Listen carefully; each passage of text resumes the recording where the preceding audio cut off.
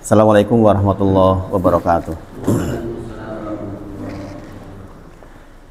Alhamdulillahi haqqa hamdi nahmaduhu wa nasta'inuhu wa nastaghfiruh wa na'udzu billahi min syururi anfusina wa min sayyiati a'malina may yahdihillahu fala mudilla lahu wa may yudlilhu fala hadiyalah. Asyhadu alla ilaha illallah wa asyhadu anna Muhammadan abduhu wa rasuluh.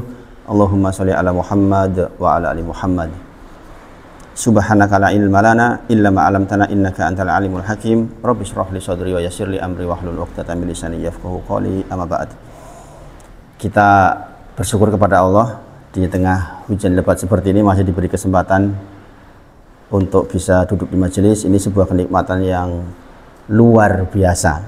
Luar biasa. Sebagian saudara-saudara kita mungkin masih ngeringkuk di atas tempat tidurnya karena dingin dan memang membuat malas beranjak memang kondisi seperti ini.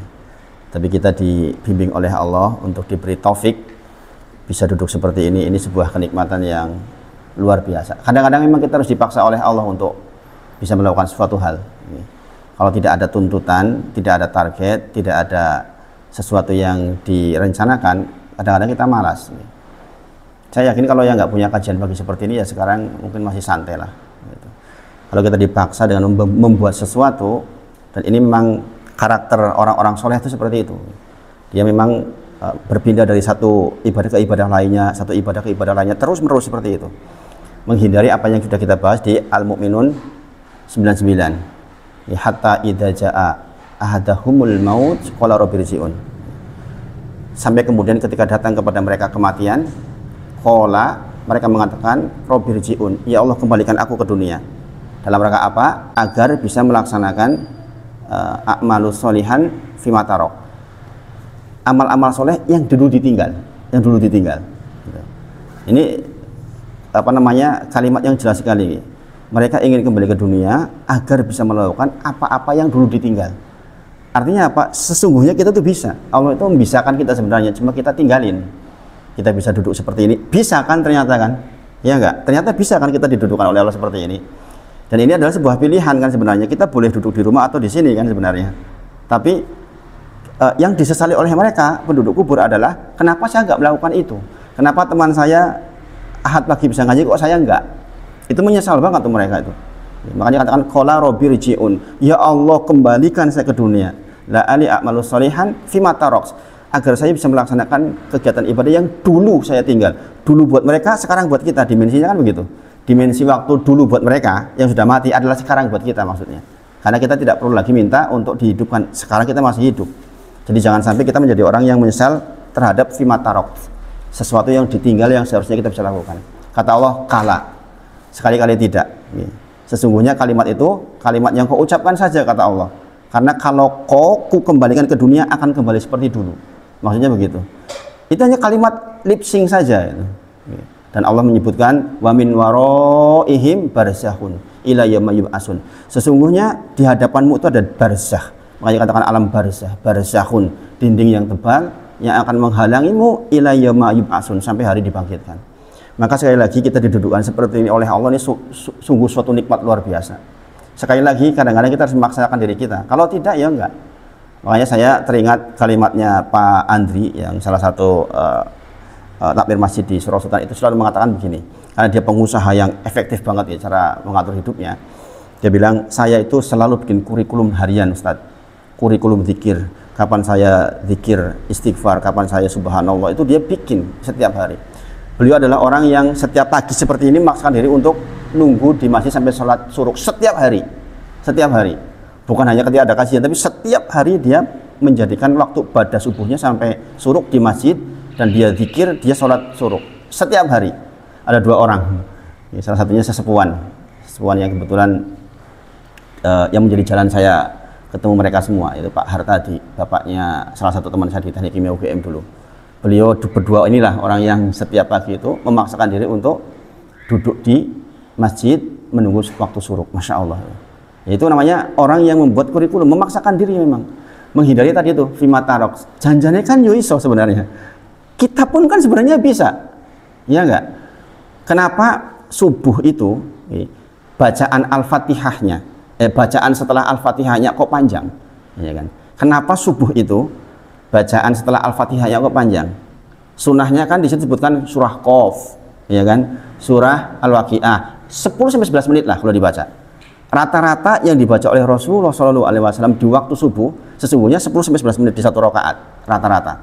Itu surah Qaf, surah Al-Waqiah itu kan sekitar 10 sampai 11 menit.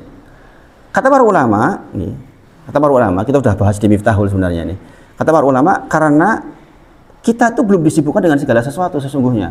Kebanyakan manusia, meskipun ada ya yang bisnisnya dimulai di waktu subuh, kayak yang di Gunung Sempu Pak Alim namanya itu jam segini sudah muter ngiderin daging. Ya. Tapi kebanyakan manusia belum disibukkan dengan segala sesuatu. Kalau pun disibukkan nanti sekitar jam setengah 6 misalnya, persiapan ke kantor dan lain sebagainya. Apalagi kalau hari Ahad seperti ini, ya kan? Mengapa kok dibuat panjang? Salah satunya itu karena waktu itu adalah waktu yang paling bagus untuk mentadaburi Al-Quran. Bahkan sampai dikatakan seharusnya 4 rakaat digantikan dengan 2 bacaan panjang di dalam surah. Itu menunjukkan bahwa memang waktu seperti itu waktu yang sangat istimewa. Was-subhi idza tanaffas. Memang waktu subuh itu waktu yang secara khusus disediakan oleh Allah untuk orang-orang yang punya komitmen. Makanya orang yang subuhnya berhasil itu seharian berhasil. Orang yang bangun sebelum subuh, kemudian dia sholat, kemudian dia subuh, kemudian dia apalagi sampai menunggu. Saya sangat meyakini nanti sampai sehari itu berhasil dia. Semuanya serba melegakan hati. Tapi kalau orang-orang yang subuhnya berantakan, yakin seharian berantakan itu. Mau pekerjaannya, mau urusannya semuanya berantakan sampai sore. Itu makanya ini kita perlu betul-betul pahami betul gitu tentang hal seperti itu. Dan ini yang menjadi bagian yang akan kita bahas terkait dengan ketakwaan. Kita terakhir membahas tentang 31 ciri-ciri husnul khotimah yang secara umum kita sudah bacakan. Mungkin kita tidak harus hafal, tapi minimal kita sudah pernah baca. Dan kita sampai kepada bagaimana mengupayakan supaya kita dapat itu, ya kan? Kita bicara akhirat, berarti bicara pintu gerbang pertama yaitu masuk ke kuburnya benar dulu gitu. Kalau sudah benar di situ, kesananya jadi mudah. Gitu. Kemarin kita sudah bahas bahwa yang pertama adalah menegakkan ketauhidan tentang Allah Azza wa Jalla. Dan ini harus dipegangi betul. Dan jangan harus minta kepada Allah persoalan ini. Kita kemarin sudah belajar tentang Allahumma inni a'udzubika minal jubni, ya kan? Ya Allah, saya mohon kepada Engkau dari jubni. Jubni itu ketidakbisaan untuk melakukan sesuatu yang baik-baik. Kemalasan. Dan ini penting ini. Bab tentang menegakkan tauhid ini kita minta kepada Allah agar dibimbing betul. Karena kalau enggak, jangan kok kita. Doktor, profesor bisa keliru loh ini di bagian ini. Kalau Allah berkehendak, mau profesor, mau doktor, orang yang kita anggap alim pun bisa keliru di bagian tauhid ini. Kita sebutkan misalnya yang barusan meninggal, coba. Yang barusan meninggal jangan tahu kan? Ya kita doakan. Kita mendoakan beliau untuk diterima semua amal dan sebagainya. Tapi kalau dari sisi timbang secara syariat itu agak-agak susah menilainya. Bagaimana tidak? Beliau mengatakan semua agama masuk surga, ya kan? Semua agama masuk surga. Nah, ini kan persoalan akidah, ini persoalan inti. Padahal di antara pembatal keislaman seseorang yaitu mengingkari salah satu ayat. Salah satu ayat saja dengan ingkari, maka batal Islam kita. Jangan kau mengingkari 10 ayat. Satu ayat dengan ingkari dari Al-Quran, maka kita batal Islam kita. Kita tahu ya di dalam Quran surah Al-Bayyinah, innal ladzina kafaru min ahlil kitabi wal musyrikina fi nari jahannam khalidina fiha. Ya kan? Kok ada orang mengatakan, oh non muslim juga masuk surga? Allah sendiri yang bilang mengatakan khalidina fiha fi nari jahannam khalidina fiha. Ini Allah yang berfirman. Kok dengan logikanya masa sih orang berbuat baik jadi pahlawan nasional tapi non muslim kok masuk neraka? Enggak masuk akal. Bayangin, mengerikan kan?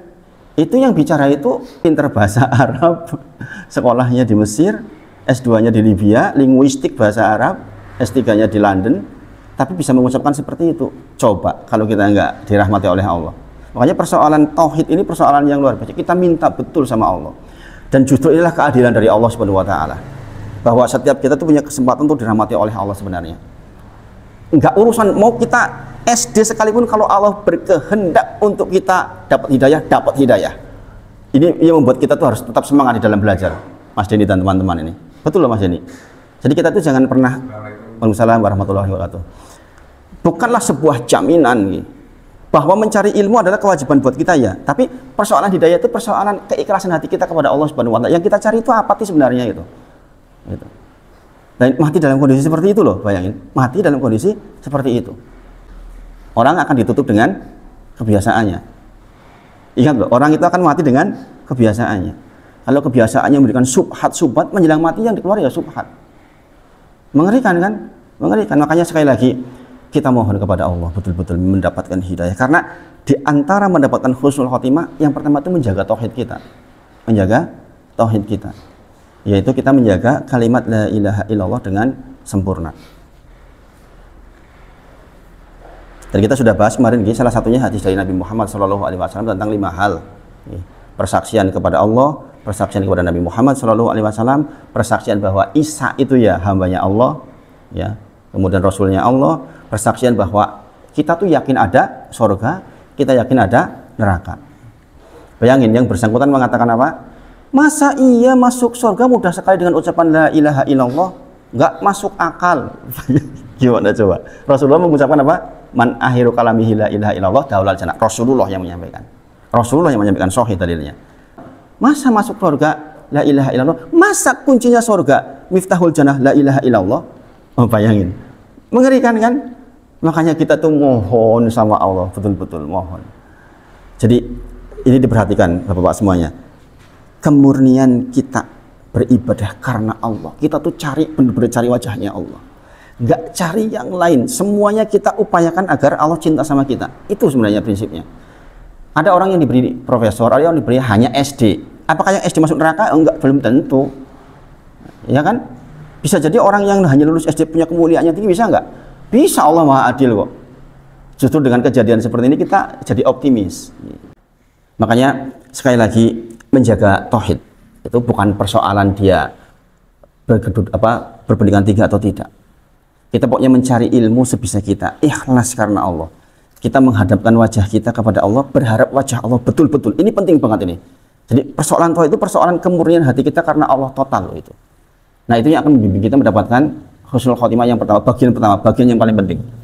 Kalau kita gagal di situ ya urusan-urusan yang lain jadi masalah. Yang lain itu hanya ikutan saja sebenarnya. Bahwa yang pertama itu kita menjaga ketauhidan kita.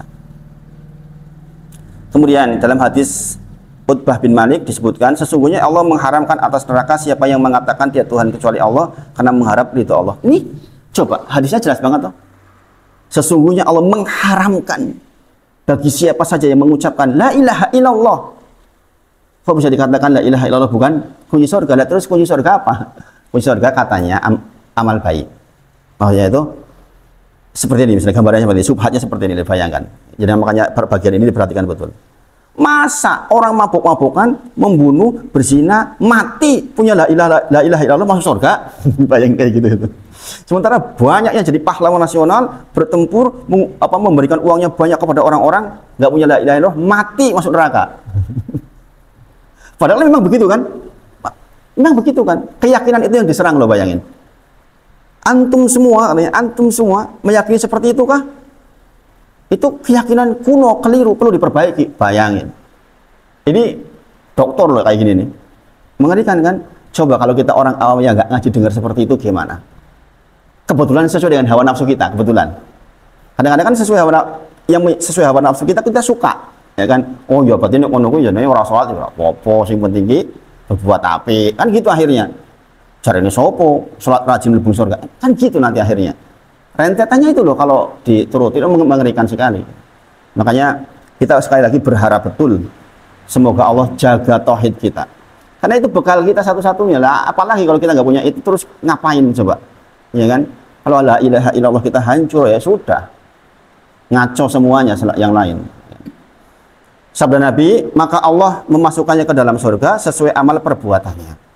Ya kan? Sesuai amal perbuatannya, derajatnya sesuai amal perbuatannya, bukan amal perbuatannya untuk memberi surga. Kita masuk surga karena rahmatnya Allah. Rasulullah saja masuk surga karena rahmatnya Allah. Tapi yang mengundang rahmatnya Allah adalah amal soleh. Maka dikatakan di sini perbuatannya, amal solehnya. Karena amal soleh itu yang mengundang rahmat Allah.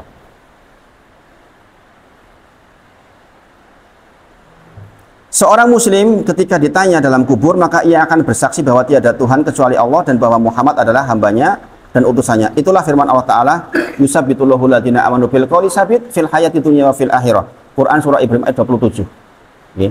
Jadi orang muslim itu nanti memang akan dibuat oleh Allah bisa menjawab. Baik ketika sakaratul maut, dia akan mengucapkan la ilaha illallah. Kemudian di kubur juga akan mengatakan jawaban seperti tadi. Dengan 3 pertanyaan, jawabannya clear. Karena Allah menjanjikan yusabbitullahu ladina amanu bil qawli sabit. Dengan qawli sabit, dengan kalimat yang kokoh, yaitu kalimat la ilaha illallah ketika meninggal, kalimat-kalimat untuk menjawab pertanyaan di alam kubur. Fil hayati dunya wa fil akhirah. Di kehidupan dunia, yaitu ketika menjelang meninggal, wa fil akhirah, termasuk di dalam kuburan. Dan makanya itulah kenapa kita tuh jaga tauhid kita itu karena itu. Karena yang dijanjikan untuk bisa mengucapkan la ilaha illallah, yang bisa menjawab di alam kubur itu ya orang seperti itu. Orang yang dijaga tauhidnya oleh Allah Subhanahu wa taala. Yusabbitullahu ladina amanu bil qawli sabit fil hayati dunya wa fil akhirah. Kemudian berikutnya upaya yang kedua setelah tauhid kita menjaga berhasil. Berarti ini adalah perintah agar kita mempelajari tauhid kan? Mempelajari tauhid dengan seluruh rentetannya. Yang 67 bab itu loh yang belum, yang sementara kita lewat itu. Baru sampai bab berapa kemarin? 1 apa 2 nih. Nah, kita melihat berikutnya adalah ketakwaan. Yang menyebabkan kita mendapatkan husnul khotimah yang kedua adalah ketakwaan. Ini sepertinya berdasarkan urutan kepentingannya, urutan keutamaannya. Yang pertama tauhid paling utama. Yang kedua ketakwaan. Ketakwaan by definisi adalah melaksanakan seluruh perintah, menjauhi larangan. Secara definisi kan begitu, ya enggak? Berarti untuk bisa bertakwa pasti harus diliputi dengan ilmu, ya enggak? Enggak mungkin enggak. Mau untuk melaksanakan perintah menjauhi larangan harus tahu yang diperintah apa, yang dilarang apa, ya kan? Dan tentu saja yang pertama adalah tauhid. Perintah pertama adalah tauhid, ya kan? Berarti kita harus paham betul tentang ilmu tauhid. Enggak bisa enggak? Ya, enggak bisa enggak. Allah berfirman di dalam Quran surah Ali Imran 102 yang sering dibacakan. Ya ayyuhalladzina amanu taqullaha haqqa tuqatih wa la tamutunna illa wa antum muslimun. Ini ayat yang selalu diingatkan khususnya untuk orang-orang yang menjadi khatib Jumat. Karena memang tidaklah Rasulullah naik mimbar kecuali mengingatkan hal ini. Jadi visi misinya jadi khatib Jumat itu adalah menjadikan orang meningkat ketakwaannya. Sering saya gambarkan gini, orang berangkat Jumat nilai takwanya 6, seharusnya keluar harus jadi 7. Dan ini tanggung jawab khatibnya. Makanya saya tuh paling sedih kalau saya di mimbar kemudian ada yang tidur, itu sedih banget. Merasa bersalah, bukan menyalahkan orangnya. Saya merasa bersalah, saya keliru gitu. Kadang-kadang saya akan melihat gitu kan kalau ini, ya mungkin ada yang betul-betul capek gitu, orang bekerja sehingga ketika Jumatan ya waktu terbaik untuk tidur, sampai ngorok, walau alam. Tapi secara umum, misalnya banyak yang tidur itu kan masalah. Maka saya termasuk yang sangat menjaga untuk Jumatan khususnya, karena itu prime time-nya orang Muslim, nggak semua orang ke masjid kan. Tapi kalau Jumat kan banyak yang ke masjid. Itu betul-betul khatib itu punya tanggung jawab besar di situ, karena saat itulah 1/4 jam terbaik untuk mereka sebenarnya, iya enggak? Kan banyak orang yang enggak ke masjid hari-hari biasa, tapi kalau Jumatan ke masjid.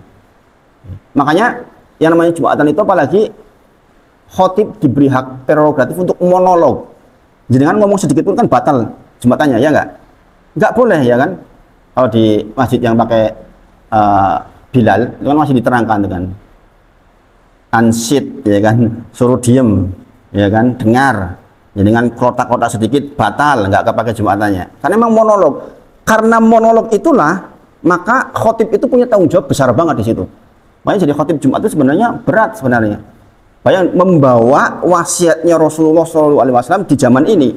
Kita naik mimbar itu targetnya orang bertakwa. Makanya yang namanya khotib Jumat itu jarang bahas fikih kan, jarang. Karena yang dipakai memang bagaimana seperti motivator lah. Bagaimana dia meningkat ketakwaannya.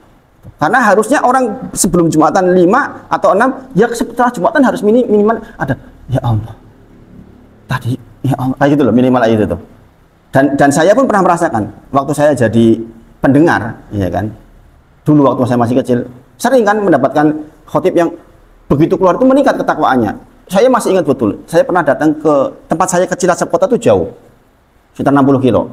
Jadi ke Cilacap itu ke kota, tempat saya desa. Gitu. Suatu ketika saya pernah diajak, kalau nggak salah bapak ya, mampir ke sebuah masjid yang di situ khotibnya membahas tentang wal asr. Innal insana lafi khusr. Itu membekas sampai hari ini, saya masih ingat loh itu. Jadi saya meningkat ketakwaannya. Ya Allah, saya tuh rugi sebenarnya ya. Gak rugi jika lo melakukan 4 hal. Itu ingat betul itu sampai hari ini. Dan ternyata di pembahasan seluruh kitab-kitab induk, semuanya kan bahas itu surah Al-Asr kan. Kita juga di usul salasa bahas surah Al-Asr. Tentang amalan harian kita juga bahas surah Al-Asr. Itu ternyata disampaikan anak kecil saya SMP loh itu. Itu aja sampai hari itu masih terngiang-ngiang. Bahkan saya suruh menggambarkan wajah dari khotibnya, masih ingat saya. Saking mengena banget gitu, mengena banget. Dan itulah orang naik menjadi khotib Jumat itu punya tugas itu, monolog. Bayangin monolog loh. Kita kan nggak dialog toh. Monolog, nggak boleh disela sama sekali loh Jumatan itu, ya kan. Yang menyela bisa batal, meskipun ada kasus ya, orang Badui ketika minta hujan itu berdiri, ya Rasulullah doakan untuk hujan, itu orang Badui. Orang Badui orang yang nggak punya adab kan, beda lagi, situasinya berbeda. Dan itu memang ada sebab tentang hal lain tentang itu. Jadi sekali lagi ketakwaan. Maka ayat ya ayyuhalladzina amanu taqullaha haqqa tuqatih wa la tamutunna illa wa antum muslimun dipahami betul. Sekarang tafsir itu ada di kayak gini kan. Misalnya tafsir web. Itu kan kayak gini nih, bisa dibaca berbagai macam. Ada tafsirnya siapa, bahkan tafsir Ibnu Katsir pun sudah hadir di internet. Juga kalau tafsir Ibnu Katsir sebenarnya kalau untuk orang awal-awal itu agak kurang saya sarankan, agak mumeti masalahnya. Itu karena detail sekali. Kalau tafsir secara umum di tafsir web, itu nanti jangan bisa baca misalnya nih ada tafsir dari Al-Madinah Al-Munawwarah. Di bawah pengawasan Syekh Profesor Dr. Imam Zuhair itu ada ini disebutkan ini. Kemudian tafsir Al-Muqtasar Markas Tafsir Riyadh itu juga ada. Kemudian banyak ini. Ini tafsir dari Profesor Dr. Wahba Az-Zuhaili. Ini kan terkenal sekali ya. Itu bisa dibaca. Jangan baca satu ayat, jangan bisa baca tafsirnya. Sehingga pemahaman kita nyambung. Ingat, Bapak-bapak semuanya. Kita membaca ayat itu, makanya saya bilang kalau jenengan sudah begini, jenengan kan akan sibuk hari-harinya untuk Al-Quran. Kita membaca Al-Quran itu kan ada asbab nuzul. Bahkan sekarang ada Al-Quran yang sudah diletakkan asbab nuzulnya. Kalau nggak keliru yang ya nih kayak punyanya Abdul kayak gini nih. Ini kemarin Abdul dapat hadiah dari lomba itu Cordova. Itu biasanya ada keterangan gitu. Keterangan tentang misalnya ayat, ya kan, ada asbab nuzulnya, ya kan. Kadang-kadang ada faidahnya disebutkan hadis terkait dengan ayat itu. Di dalam satu halaman itu mana yang paling pokok itu yang diambil. Nah, asbab nuzul, misalnya contoh ayat tadi, ya ayyuhalladzina amanu taqullaha haqqa tuqatih wa la tamutunna illa wa antum muslimun, gitu. Misalnya, kalau kita tahu asbab nuzulnya, nanti jadi enak membacanya. Di sini sebutkan nih, saya melihat keterangan ini itu bagus ini. Jadi di antara manfaat yang bisa diperoleh dari asbab nuzul adalah ini penting ini. Membawa kepada pengetahuan tentang rahasia dan tujuan Allah Subhanahu wa taala secara khusus mensyariatkan agamanya melalui Al-Qur'an. Jadi kita jadi tahu konteks dari ayat itu untuk apa? Dalam keadaan seperti apa sehingga intisari dari ayat itu jelas. Walaupun sekali lagi kadang-kadang ada yang sifatnya khusus untuk diambil umum. Khusus tadi Quran surah Al-Mu'minun ayat 99. Hatta idza jaa ahadahumul maut. Hum di situ adalah orang-orang musyrik sebenarnya di dalam ayat itu. Hum di situ orang-orang musyrik. Tidak termasuk kita berarti kan? Kata-katanya qala rabbirji'un. Mereka ingin balik ke dunia. Tetapi faedah khusus itu digunakan untuk faedah umum. Artinya bisa terjadi sama siapa saja. Mungkin kita muslim, tapi kita mewarisi sifat-sifat orang musyrik, karena bahaya juga.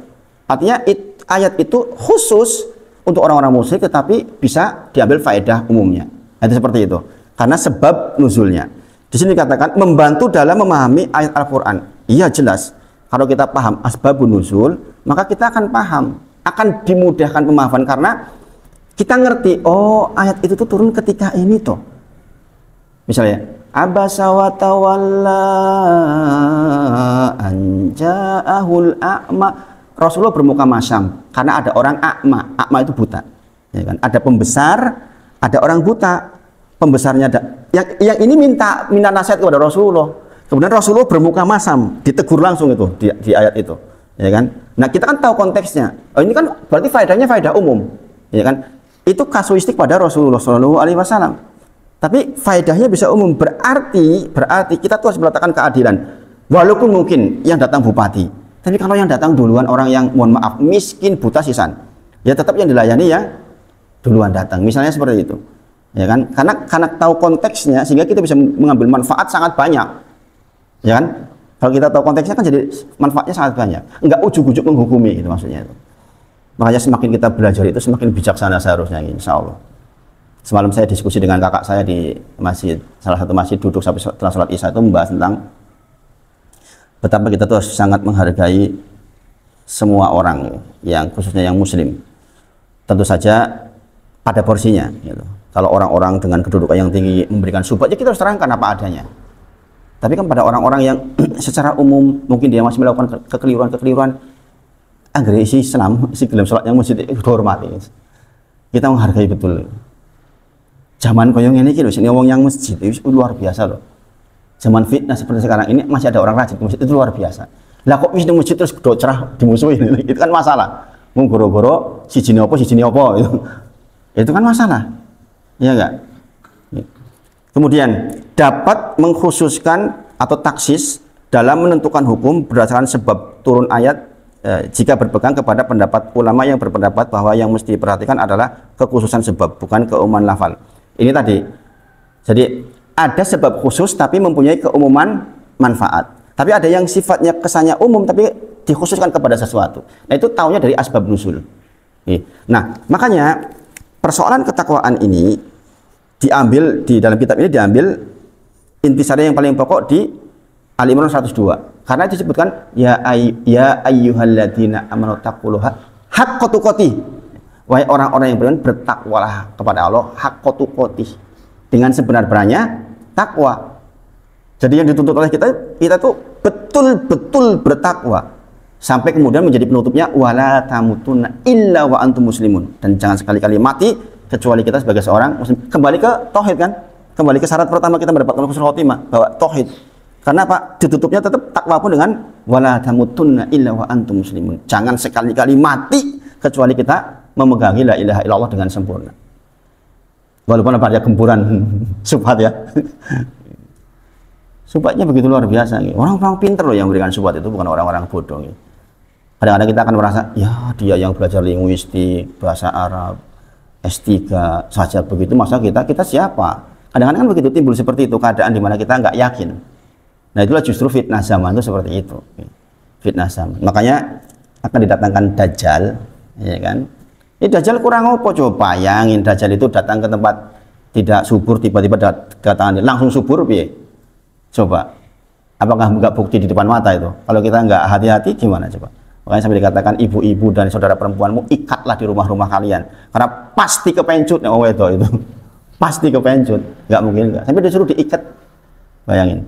Karena saking dahsyatnya fitnah Dajjal itu. Nah, sebelum Dajjal datang akan datang fitnah-fitnah yang sampai di suatu keadaan di mana pagi kita beriman, sore kufur, sore beriman, pagi kufur, akan datang masa seperti itu loh. Itu Rasulullah yang sebutkan, akan datang suatu masa di mana kita tuh pagi-pagi beriman kepada Allah, sore-sorenya udah kufur. Sore-sorenya beriman, pagi-paginya kufur. Karena saking derasnya informasi. Maka yang dikhawatirkan Rasulullah itu bukan kemiskinan. Yang dikhawatirkan Rasulullah itu ketika seluruh dunia itu dibuka oleh Allah. Dan sekarang kan sudah kan. Rasulullah itu tidak mengkhawatirkan kemiskinan. Umatnya miskin itu nggak khawatir banget. Tapi begitu YouTube dibuka seluruhnya, semua jalan dibuka, itu juga khawatir. Karena fitnah akan berkembang dengan luar biasa. Sekarang anak muda umur 27 tahun sudah bisa punya penghasilan ratusan miliar, ya enggak? Iya, dengan lewat online itu dia menguasai pasar sekarang. Malah anak-anak muda sekarang jadi top itu, ya kan? Bayangkan anak muda di bawah 30 tahun punya penghasilan kayak gitu, kalau nggak punya ilmu, bubar itu. Kerjaannya mohon maaf beli perempuan itu nanti. Gimana udah dibuka seperti itu? Coba jangan replay lagi, replay jangan umur 20-an. Jangan. Kalau pada saat itu jangan diberi uang sangat banyak, apa yang terjadi? Mungkin nggak seperti sekarang, nggak ngaji mungkin, mungkin nggak ngaji. Gitu. Karena Pak memang mengerikan. Makanya sekali lagi jangan sekali-kali kita mati kecuali kita punya la ilaha illallah yang sempurna. Karena itu bekal dari kita mendapatkan husnul khotimah. Dan yang disebutkan di dalam ketakwaan juga itu. Ya ayyuhalladzina amanu taqullaha haqqa tuqatih wa la tamutunna illa wa antum muslimun. Di ayat itu harus dibaca Mas Denny kalau pas dengan ngisi khotib Jumat, pastikan itu diingatkan. Biasanya itu nyambung dengan khutbatul hajah, ya kan? Innal hamdalillah nahmaduhu wa nasta'inuhu wa nastaghfiruh wa na'udzubillahi min syururi anfusina wa min sayyiati a'malina may yahdihillahu fala mudilla lahu wa may yudlil fala hadiyalah. Itu kan artinya luar biasa gitu. Itu artinya luar biasa. Kita berlindung betul dari keburukan diri kita, keburukan amal kita, ya kan? Kemudian ini ayat ini ya ayyuhalladzina amanu taqullaha haqqa tuqatih wa la tamutunna illa wa antum muslimun. Ini kalau dirinci ayat ini jadi nanti buka tafsirnya itu menakjubkan. Memang intisarinya kita di sisi Allah ya itu, apalagi kalau bukan takwa. Kita diukur bukan karena gantengnya kita, hartanya kita, tapi diukur karena kualitas ketakwaan kita. Maka inilah poin kedua, kita mendapatkan husnul khotimah. Kalau kita tahu reng-rengannya seperti ini kan enak toh, berarti kalau kita ingin husnul khotimah, ya udah kita berusaha bertakwa. Ya kan? Dan kita juga tahu kan pendorong ketakwaan kita jelaskan. Lah ya wong sing kuburan paling pengen balik kok. La ali amalan sholihan fima tarok. Agar bisa beramal soleh yang dulu aku tinggal. Ya berarti kita jangan tinggal dong gitu. Kalau dengan paham ini, yang saya rasakan itu ketika melenceng yang tidak bertakwa itu segera balik. Tiba-tiba nonton agak lama, balik lagi. Astagfirullah. Itu loh maksudnya itu. Tiba-tiba nggak efektif. Lah aku kurang mau Quran ya, balik lagi. Saya kok nggak dikir. Itu loh yang dirasakan itu. Jadi, manusia kadang-kadang kan beliau itu loh manusia. Seperti yang saya berulang kali saya sampaikan, jangan kok kita sahabat itu kalau di depan Rasulullah mengatakan apa? Ya Rasulullah, sesungguhnya kalau aku di depanmu, akhirat itu terang benderang di mata kami, sehingga ibadah kami semangat. Tapi begitu pulang, begitu ketemu anak, istri, pekerjaan, hilang. Itu sahabat loh itu. Lah kita ini siapa? Makanya kita berkumpul seperti ini sering itu penting. Seperti Mas yang sudah ikut 3 kali itu bagus Mas Denny. Memang seperti itu Mas Denny. Memang untuk menjaga agar kita selalu beribadah kepada Allah, memang harus bertemu seperti ini. Karena kita kalau sendirian kadang-kadang itu berat. Walaupun takwa yang dimaksud itu takwa dalam kondisi sendiri dan dalam kondisi rame loh ya. Dengan sendirian dengan HP, yang bertakwa, dengan akan memproduksi hal positif. Jadi kalau nggak bertakwa, ya wis bunyang di ora karuan, ya kan? Tapi kalau kita bertakwa kepada Allah, kita akan dituntun oleh Allah untuk hal-hal yang positif. Kalau melenceng sedikit, subhanallah, astagfirullah, kayak gitu. Itu yang saya rasakan begitu. Jadi saya pun masih seperti itu. Kadang-kadang udah bulu tangkis 5 menit gitu kan, pindah lagi. Subhanallah. Ini bisa untuk baca ayat, bisa untuk pelajari tafsirnya. Nggak habis waktu kita itu kalau untuk kita belajar ayat itu. Habis. Kemarin saya siang jam 2-an lagi duduk begini baca. Saking konsentrasinya saya ada tamu itu saya nggak kerasa. Gitu. Saking konsentrasinya gitu. Sebelum ada tamu dengarku gitu. Tapi seperti itu loh kadang-kadang. Kalau kita sudah asik betul itu, kita akan merasakan betul. Karena kita tuh terbawa, ya. Hati kita terbawa. Apalagi kalau kita punya tujuan jelas, pengen husnul khotimah. Oh, ternyata bertakwa ya. Bertakwa tuh harus begini. Ya. Kemudian ayat berikutnya, Quran surah Al-Baqarah ayat 197. Ini tentang haji sebenarnya. Al-hajju ashhurum ma'lumat. Faman farada fihinnal hajja fala rafasa wala fusuqa wala jidala fil hajj. Kemudian wama taf'alu min khairi ya'lamuhu Allah wa tazawwadu fa inna khairaz zadi taqwa wattaquni ya ulil albab. Bagian akhir ayatnya itu yaitu apa? Wa tazawwadu fa inna khairaz zadi taqwa. Wa tazawwadu fa inna khairaz zadi taqwa. Benar enggak itu? Iya Pak U. Coba dibukain Mas, Al-Baqarah 197.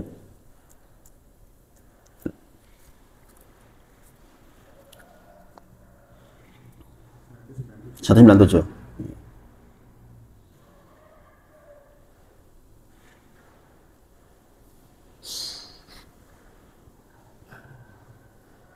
Dibaca Mas.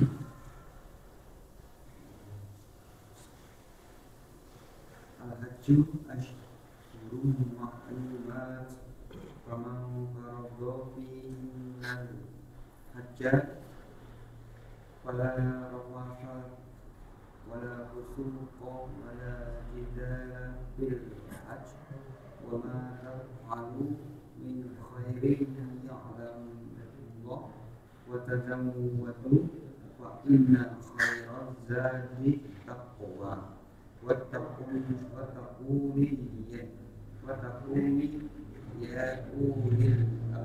itu bagian akhir ayatnya. Ayatnya adalah apa?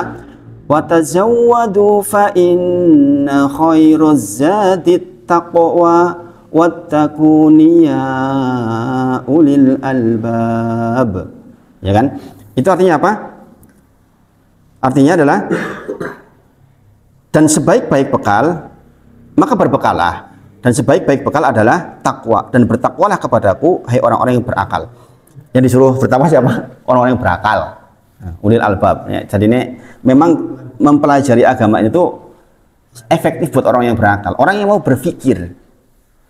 Jadi orang berpikir itu gini, misalnya ngelihat lampu aja udah mikir, ya Allah kok yo bisa ya, seandainya nggak ada lampu kan juga terang benderang. Ada orang menghubungkan tuh lampu kan yang menemukan orang kafir. Nah, terus kowe mengatakan orang kafir masuk neraka jahanam. Kowe nganggo manfaatnya toh. Itu pembahasan tersendiri itu. Makanya subhat tentang itu tuh dibantah banyak sekali, dan itu pembahasannya memang luar biasa. Ada apa? Kalau S3 itu apa? Disertasi. Ada disertasi membahas khusus itu. Tentang membahas subhat itu. Membahas subhat liberalisme. Di antaranya hal-hal seperti itu. Kita berpikir kalau bukan karena Allah, ya kan nggak bisa menjadi nyala seperti itu. Saya diceritain kakak saya yang pernah kerja di Malaysia gitu, semalam itu. Dulu itu dia kerja di sawit, bukan sawit, apa namanya, karet. Ternyata kalau kerja karet itu, masya Allah, ya. Ini orang ujiannya itu luar biasa. Ya. Jam 2 mulai kerja itu jam 2 bayangin. Jadi ternyata getah karet itu banter tuh kalau malam, siang tuh udah kering. Maka dimulai jam 2 malam itu. Lampunya pakai apa? Pakai karbit. Kemudian dikasih kayak pemantik. Kalau orang kecil aja bilang joros. Kayak apa namanya itu? Mercon itu loh. Gitu. Tapi nggak mati kena angin. Lewat karbit itu. Bayangkan, sebegitunya Allah memberikan bimbingan kepada orang dengan zat yang namanya karbit untuk menjadi penerang di malam hari, seperti terangnya siang loh. Itu katanya itunya tuh sampai terangnya tuh kayak siang hari. Bayangin. Jadi orang yang bertakwa gitu aja mikir kebesaran Allah ada di situ, maksudnya itu. Pergantian siang dan malam itu ada kebesaran Allah di itu. Di antara ayat-ayatnya Allah adanya pergantiannya siang dan malam, ada siang ada malam. Tiba-tiba kok jam 6, tiba-tiba kok gelap. Coba bayangin. Di sisi bagian masih terang. Itu bagi orang-orang yang berpikir dan berakal itu dia menjadi bertakwa kepada Allah Subhanahu wa taala. Kok lucu ya anak kita tumbuh gitu. Jadi iso omong gitu. Kok cacilik pinter bahasa Arab ya wong nang Arab. Kok kita nggak bisa, ya kan? Ya nggak? Kok segitunya itu Allah itu bimbing itu, Masya Allah.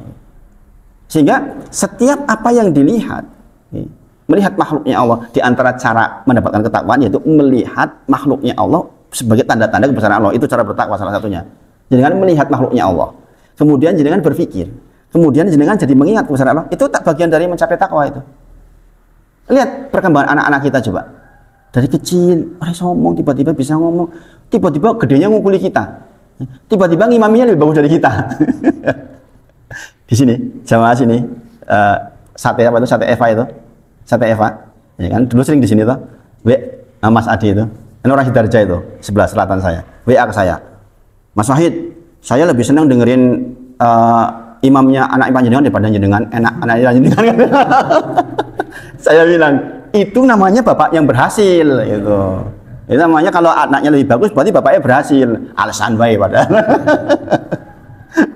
Itu lihat perkembangan kayak gitu coba. Kita jadi bertakwa kepada Allah. Siapa yang bimbing? Memang kita bukan. Memang kita bukan. Ya kan memang Allah memang ingin tunjukkan bahwa ada hal kebesaran Allah di situ. Ya, makanya kalau sampai di titik itu ya kita bertakwa kepada Allah sungguh-sungguh. Dan sekali lagi kita akan mati dengan kebiasaan kita. Oleh kebiasaan kita bertakwa ya kita mati dalam keadaan bertakwa. Kalau biasa menyebarkan subhat, biasa ngengkeli wong, mati dalam kondisi ngengkeli wong, lihat aja. Biasa menghina orang, mati dalam kondisi menghina orang. Jangan perhatikan coba orang-orang yang sudah mati, yang jangan kenal. Dia akan mati dengan kebiasaannya, subhanallah. Mengerikan. Ada kasus-kasus khusus. Ya. Orang kelihatannya seperti itu, matinya seperti itu ya, kok baik matinya? Ada. Mungkin dia hatinya baik sebenarnya. Kadang ada yang nggak terlihat kan. Mungkin dia sebenarnya dia melakukan keburukan tapi hatinya sebenarnya enggak. Hatinya baik sebenarnya. Bisa terjadi seperti itu. Tapi secara umum orang akan mati dengan kebiasaannya. Makanya jangan heran kalau ada orang mati sambil sujud, orang mati sambil duduk. Mungkin saya mati sambil ceramah kali. Kan banyak juga. Di Malaysia kemarin terakhir barusan lagi ceramah gini, Black Money kan. Dia mati dengan kebiasaannya. Dan Allah perintahkan watazawwadu fa inna khairaz zadi taqwa wattaquni ya ulil albab. Berbekalah, dan sebaik-baik bekal adalah takwa. Berarti bekal untuk menuju kematian juga takwa, ya kan? Makanya belajar itu nggak ada habisnya, subhanallah. Mas Deni yang sudah 3 kali aja masih merasa kurang, Mas Deni? Yakin masih merasa kurang. Makin kita tambah waktu makin kurang rasanya, karena makin banyak yang kita tidak tahu. Doa sebelum salam saja banyak tuh Mas Deni, iya kan? Doa sebelum salam banyak. Kita sudah umur berapa nggak tahu bahwa Abu Bakar As-Siddiq diajar oleh Rasulullah dengan doa Allahumma inni dzalamtu nafsi dzulman katsira. Coba, kita sebagian nggak tahu. Paling doa penting banget, bayangin. Gimana nggak penting? Abu Bakar As-Siddiq loh, yang sudah asidik sifatnya saja masih diajarkan Allahumma inni dzalamtu nafsi dzulman katsira la yaghfiru dzunuba illa ants faghfirli maghfiratan min indik warhamni innaka antal ghafurur rahim.